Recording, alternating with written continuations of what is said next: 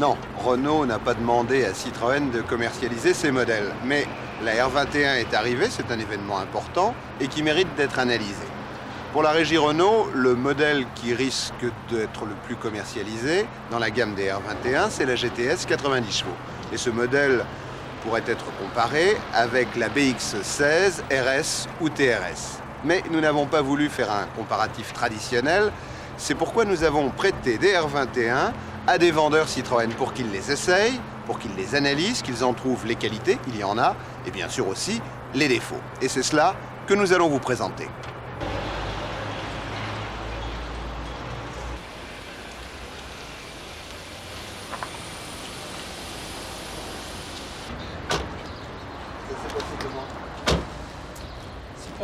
Bon, il y a des bonnes choses, mais il y a quand même... J'ai un peu mal au cœur. Ça balance pas mal. Hein? Non, nous, effectivement, ça nous change énormément, c'est au niveau freinage. Au niveau freinage, on a fait des essais quand même, bon, on était à 120, 130. L'avant se couche complètement. Non, ça, c'est pas comparable. C'est bruyant, c'est très bruyant par rapport à une BX, c'est très bruyant. En fait, ça tient pas très bien en route.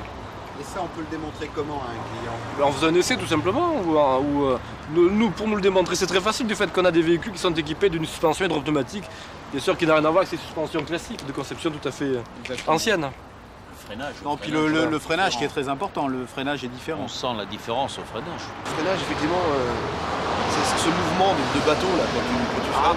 Ouais, ça c'est spécifique au Renault, je pense. C'est vraiment très désagréable comme impression de vitesse, à part le conducteur, parce que lui, il a le volant. Mais les autres sur les côtés, aussi bien à l'arrière. On a fait la rotation, donc on est passé à l'arrière. C'est très désagréable. On sent toutes les déformations de la route. Alors ça c'est sûr. Plus à l'arrière qu'à l'avant. Là, on sent tous les défauts de la route. On sent tous les défauts de la route. Ça c'est important. Elle flotte quand même. Elle flotte par rapport. Moi je préfère rouler avec une BX à 160 qu'avec la R21. Elle manque de punch, elle manque de nervosité, non c'est vrai. En bas régime et en quatrième, elle est pas du tout nerveuse. Est-ce que ça nous donne le sentiment d'une voiture de conception totalement nouvelle? Ah non, pas du tout. Non, elle est totalement ancienne. D'ailleurs, on retrouve les sièges de la R5, là, regardez, très fin et tout, de qualité très moyenne, entièrement en plastique. Des panneaux de porte, alors là. Qu'est-ce qu'ils ont les panneaux de porte? C'est un caille. Ça fait quincaillerie, hein? Le tableau de bord qui est pas mal. Au niveau visibilité, moi, je trouve Utilisation du tableau de bord. utilisation. Ouais. Pas mal le tableau de bord. Il faut dire une chose, c'est que le tableau de bord et les compteurs ronds, enfin les petits compteurs sur le côté, je trouve que c'est pas mal. Et point de vue tableau de bord, la finition est meilleure, je pense, que sur la BX. D'ailleurs, je pense que ça va être modifié. Remarquez, on s'aperçoit tout de suite qu'il y a une perte de volume énorme. Là. Entre l'avant et le moteur, bon, il y a une... Elle paraît un peu dénudée devant, elle paraît un peu fragile. Elle est très accessible pour la réparer, je pense que... Il faut voir une chose, c'est qu'ils n'ont pas amélioré le pare-choc devant. Hein. La R25, c'est la même chose. Hein. Le pare-choc est très rapproché des feux. Et ça, une personne qui recule un peu vite, ça c'est une chose qu'on remarque pas. Sinon, c'est une voiture qui nous fait pas peur. Il y a une habitabilité dans la R21 qu'il n'y a pas chez vous. Je peux lui prouver le contraire, que l'habitabilité de la BX est certainement bien plus valable. Ce qui est mauvais aussi, c'est la route secours dans la malle. Ça, on peut argumenter là-dessus, parce que c'est quand même un argument. Quand le pépère, il part avec toute sa famille, avec les valises et tout ce qui s'ensuit, croyez-moi que ça ne doit pas être de la terre. On pensait, vous voyez, vous avez fait un grand tabac, la 21, super finition, etc. Vous avez touché les tissus? C'est pas... Non, sérieux. On n'est pas inquiété. Ici, il y a le prix qui est inquiétant. Il y a le prix d'accroche qui est inquiétant.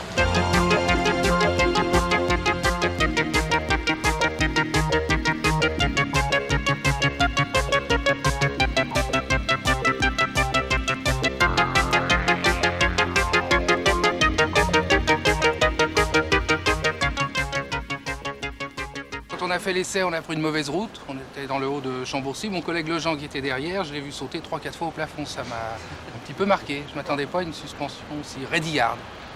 On a pris un chemin avec des ralentisseurs en travers.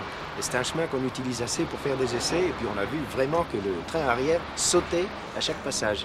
Alors que sur la BX, il descend en douce. La direction, correct, oui. Le rayon de braquage est moins pratique quand même pour faire demi-tour. Juste une petite information, je la trouve trop légère quand même. L'assistance est très bonne en circulation pour pouvoir se garer et faire des créneaux. Mais dès qu'on va un petit peu vite, elle reste trop souple à mon avis. On n'a pas l'avantage de... Je sais pas, il faudrait peut-être utiliser d'autres pneumatiques pour qu'elle soit plus lourde. Mais il me semble qu'elle qu'elle risque d'avoir des réactions en courbe à grande allure. Je pense qu'il y a un manque de souplesse dans le moteur surtout. Il me semble que quelque chose, on est habitué à rouler nous avec la BX, mais je trouve une différence, elle est beaucoup moins souple que la BX. Et on a été déçus, je crois tous, par les reprises. On mériterait mieux. La reprise sur la deuxième, la troisième, la voiture est molle.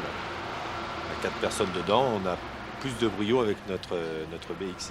Quand on a freiné un peu fortement, on sent la voiture qui pique en avant. Et puis niveau coffre, on a quand même jeté un coup d'œil dans le coffre. Il est un petit peu tourmenté à l'intérieur. C'est pas parallélépipédique comme la nôtre où on ouvre, on a de l'espace. Là, on voit, c'est plus rétréci. Il n'y a pas de place perdue. Voilà. Le rabattage des banquettes, c'est pas mal, mais ça laisse pas grand seuil pour passer quelque chose d'épais. Une bicyclette avec son pédalier, je sais pas si ça passe. On est passé sur une petite portion derrière où il y a des pavés. Et il y avait des vibrations qui se transmettaient dans toute la caisse. Ça faisait caisse de résonance en fait. Je pense pas qu'ils aient de problème avec ce moteur. C'est un moteur très classique qui est connu et...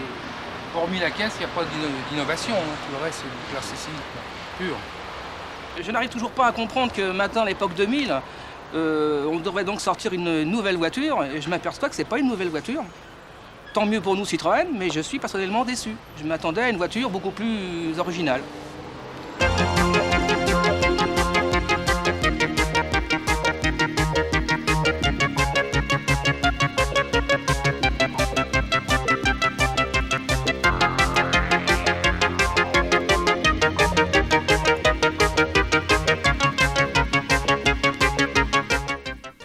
On a fait de la campagne. De la route, de l'autoroute, de la petite route. La suspension un peu dure par certains moments. Un peu flottante, je dirais. Un peu flottante, c'est ça. Au niveau de la motorisation, c'est bien. C'est bien. La 5e est en trop, sauf sur autoroute. Vous prenez un parcours, un parcours autoroutier, on la passe quand même, mais elle est très longue. Un parcours routier normal, on passe pas la 5e. À la limite, je me demande si on l'enlève, ça sera beaucoup mieux à mon avis. La plage utilisable par le moteur dans ces tours, bon, elle est pas mal. Il y a du couple. Si on reste sur la 3e à bas régime, il y a du couple, on peut pas le renier. Il y a quand même un gros moteur sur une voiture comme ça. Par contre, si on veut utiliser le moteur dans les tours, c'est très bruyant. Si on veut parler de l'étagement de la boîte, il y a une 5e qui ne servirait strictement à rien si on n'utilise pas l'autoroute. Parce que, ou alors, on la passe à une vitesse de 100-110 km/h, mais ça ne devient plus une 5e parce qu'à ce moment-là, on ne fait que perdre des tours moteurs, mais la voiture n'avance pas plus vite parce que là, elle manque totalement de couple. Et par le fait, elle risque de consommer plus. La puissance, par contre, physique n'est pas évidente en plus. C'est pratiquement la même chose, avec un point positif pour la BX avec son 5e rapport. Ça, il n'y a aucun problème. Pour l'essai routier, une tenue de route, si on ne demande pas des possibilités extrêmes, une tenue de route raisonnable. On l'a poussé en vitesse sur autoroute. Alors là, on se sent qu'on est très mal à l'arrière. Et la voiture flotte. C'est net. Alors que déjà, quand on passe dans les chaos, là, on sent qu'on n'a pas une suspension dans le pneumatique, c'est certain. C'est dû à la suspension ou à la direction? C'est dû à la suspension. La suspension arrière, oui, qui donne car on le sent un rebondissement. On le sent à l'avant. Oui, parce que si on veut parler confort, il y a une très grosse différence entre le confort des 2 places avant et le confort des places arrière. Elle est énorme, parce que les places avant sont très acceptables, la visibilité est bonne. Quand au niveau des places arrière, on s'assoit, c'est tout à fait affaissé. Mais s'ils ont choisi quelque chose de très souple au niveau des sièges arrière, c'est bien pour compenser le défaut qu'il y a au niveau de l'essieu arrière. Parce que sinon, il n'y aurait pas besoin de faire une banquette aussi molle. Il aurait fallu faire des sièges un peu plus fermes, comme ceux présentés aux avant. Il y a des réactions de suspension qui font téléphone et qui se répercutent dans la direction. Mais elle n'est pas mauvaise, la direction. Ça ne vient pas de la direction. Elle bouge beaucoup, elle flotte beaucoup quand même. Bon, notamment sur ligne droite, elle bouge beaucoup. Maintenant, au niveau de la tenue, disons, sur un vent latéral, ça a l'air de bouger beaucoup. Bon, comme toutes les Renault au freinage, elle plonge. c'est certain. Et on a dû rouler à grande vitesse, mais ça n'y peut rien non plus, je pense pas. Ils ne pourront pas y remédier. Il n'est pas comparable avec notre freinage parce que bon, on a l'avantage c'est de freiner tout de suite, que bon, il faut quand même le temps de réponse du freinage, bien qu'assisté apparemment sur celle-ci, mais il est quand même progressif et on a tendance quand même à bien freiner. Il est un fait que les 4 freins à disque sont quand même un net avantage par rapport à 2 freins à disque à l'avant et freins tambour à l'arrière. Ça paraît très aéré. Très aéré, très aéré. Il y a de la place pour mettre pratiquement un autre moteur. Mais... Oui, c'est ça, on peut mettre un autre moteur. Il y a beaucoup de place. On peut mettre une 5e place. C'est quand même accessible. Voilà. Au niveau des bougies, au niveau du filtre, au niveau de la cartouche, c'est quand même, quand même accessible. Hein. Au niveau des tailles, ce qu'a pas dit mon collègue, c'est on a une roue de secours qui est dans le coffre. Le coffre qui est utilisable en coffre, mais qui n'est pas du tout astucieux par le système de banquette. L'effet de chargement, c'est pas possible. Maintenant, à chaque SCBX, il faudra systématiquement ouvrir le hayon, tomber la tablette et rabattre le siège. Ça doit être fait systématique, parce que là, ils ont une grosse difficulté. Moi, je suis monté à l'arrière au départ. Disons que la banquette est vraiment très mince à l'arrière. Je trouve que le siège, l'assise. Mais par contre, la place est quand même assez importante. Dans la BX, un gros avantage, c'est de toute manière la possibilité de se mettre en break par le 2 volumes. Oui, mais ça c'est déjà le gros avantage. En habitabilité, ça paraît... c'est habitable. C'est très habitable. Par rapport à la BX, ça pourrait même être meilleur. La possibilité de replier le dossier de siège arrière, ça ne sert strictement à rien. Le dessin des appuis-têtes arrière ne servent pas à tenir la tête. Ils servent à donner un petit dessin au niveau du siège, mais ne servent pas à tenir la tête. On donne des cotes qui font des grosses différences entre nos modèles et ce modèle-ci. Quand on est assis à l'intérieur, pour retrouver ces cotes, véritablement, on ne les retrouve pas. Hein. Alors, il faut... des codes d'habitabilité. Tout à fait. Les 11 cm soi-disant en place arrière, les 7 cm soi-disant au coude, on ne les sent pas. Parce que dans une BX, on est aussi bien posé au niveau des coudes. Maintenant, peut-être qu'au niveau des places arrière, si on a un petit chauffeur, on aurait peut-être un peu plus de place. Le seul point positif, c'est le tableau de bord. C'est ça. C'est la seule chose qui soit positive dans cette voiture. Quand on connaît le package et les options qui sont dessus, on se demande bon, qu'est-ce qu'elle serait sans options. Premier coup d'œil, ça semble attirer. Et ensuite, on a l'impression que l'extérieur est attirant, l'intérieur que ça fait vraiment plastoc, je dirais. Tout dans le coup d'œil. Et ensuite, bien, quand on regarde dans le détail, bien, on se rend compte qu'ils ont tiré sur tout. Et on s'étonne, effectivement, on n'a pas à s'étonner qu'elle va être moins chère que la nôtre. Car quand on lève le capot, on commence à comprendre pourquoi. L'ensemble est positif, il ne faut pas non plus... C'est une concurrente très très sérieuse. Mais bon, elle a des inconvénients, elle a beaucoup d'inconvénients, mais elle a aussi beaucoup de qualités. Et elle a surtout un prix qui est très attrayant. C'est surtout son prix qui paraît être très attractif en comparaison. Donc concurrente dangereuse, la R21 par son oui. Prix. Par son prix. En conclusion, il y a un certain nombre de points assez positifs qu'ont noté les vendeurs. Une bonne habitabilité, un tableau de bord dont la lisibilité est bonne et une accessibilité assez grande du moteur. Ça, c'est au chapitre des points positifs. Par contre, il y a une critique qui revient quasiment en permanence. C'est au niveau de la mollesse des reprises qui visiblement est due à des rapports de boîte beaucoup trop longs. Conséquence logique, l'utilisation intensive des rapports intermédiaires amène à une consommation d'essence plus forte. Et ceci, l'ensemble de la presse l'a noté. Continuons donc ce chapitre des critiques. Au niveau du bruit du moteur, il a été noté ce moteur très bruyant, surtout quand on monte en régime. La tenue de route est jugée plutôt flottante. Et la direction, là aussi quand on pousse un peu les vitesses, donne le sentiment d'être peu précise. Ça nous a été dit assez souvent. Le freinage avec le classique Renault, c'est-à-dire la plongée de la voiture au moment du freinage. Et au chapitre confort des places arrière, l'on sent aux places arrière assez fort les réactions de la suspension, Et à ce moment-là, on note le fait que la banquette arrière est assez mince. Généralement, on reconnaît une bonne habitabilité à la R21. Mais cependant, cette habitabilité n'est pas jugée, ne donne pas l'impression d'être très supérieure à celle de la BX. L'intérêt du système de bascule des dossiers de la banquette arrière n'a pas fait l'unanimité, ça on peut le dire, et ça ne semble pas évident. En plus, la faible hauteur disponible limite l'utilisation. Et là, c'est un des points très forts pour la BX avec sa 5e porte.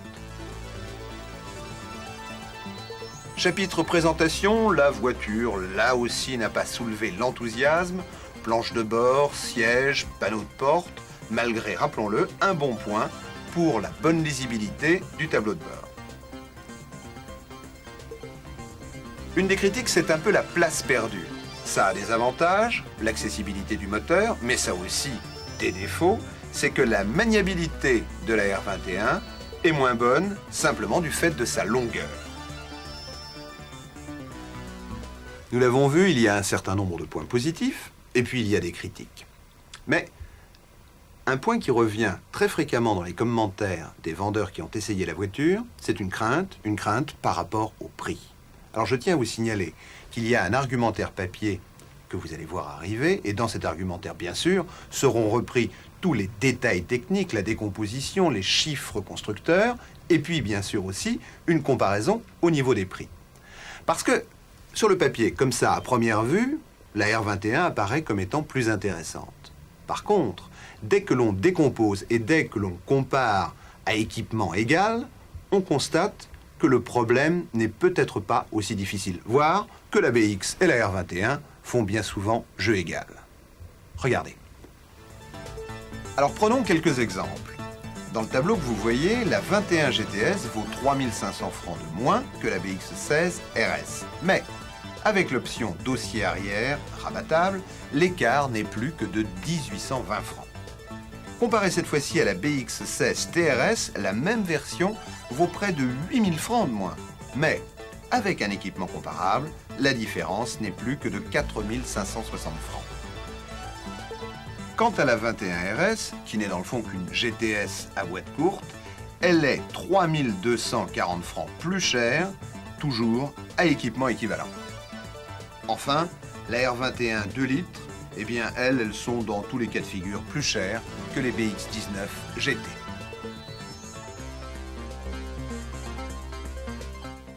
Voilà, grâce à vous, nous avons pu mieux connaître, mieux décortiquer cette R21. Je crois que c'est à vous, vendeurs, de donner la conclusion à partir d'une idée. Comment demain allez-vous réagir quand un client pénétrera avec dans la tête un peu de R21 et vous, beaucoup de BX, comment allez-vous réagir face à lui?